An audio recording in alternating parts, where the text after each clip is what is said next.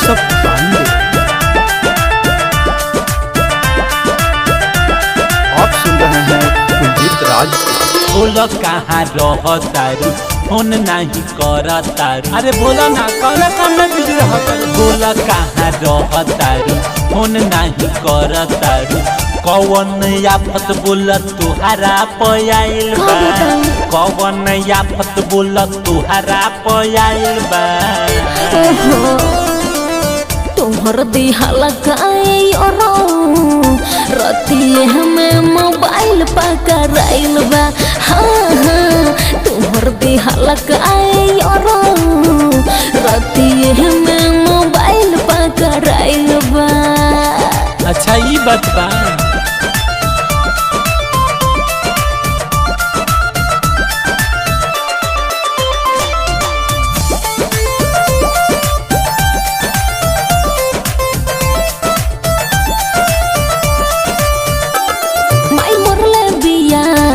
झूठा लसार के भूत उतर गइल बा अब हमरा प्यार के।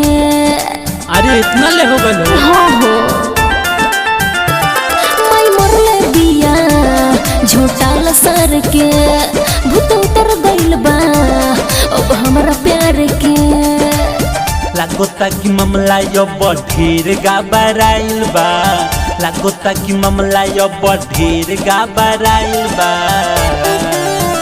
सुना तोहर दिहाला काई औरो रतिये में मोबाइल पकड़ाइल बा। ए हो तोहर दिहाला काई औरो रतिये में मोबाइल पकड़ाइल बा। अच्छा तो दोसर की नहीं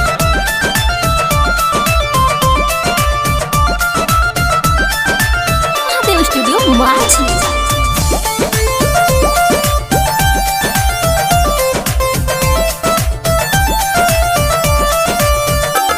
चल चल रे सब तू भूल जाइ हो आँखें के सोझा जमियई हो।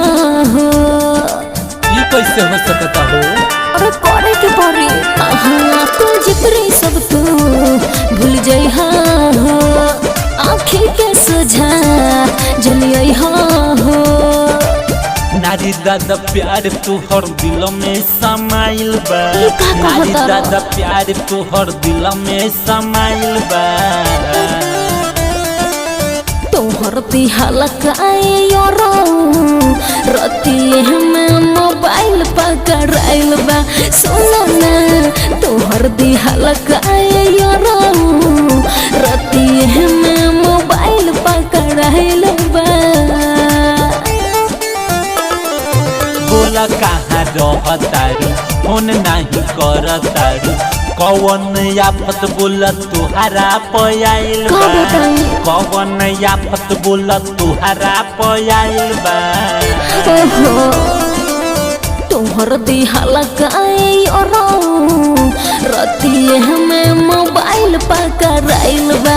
हाँ हाँ तोहर दिहाला काई औरो रतिये में मोबाइल पकड़ाइल बा।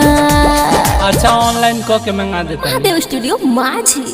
तोहर दिहाला काई औरो रतिये में मोबाइल पकड़ाइल बा।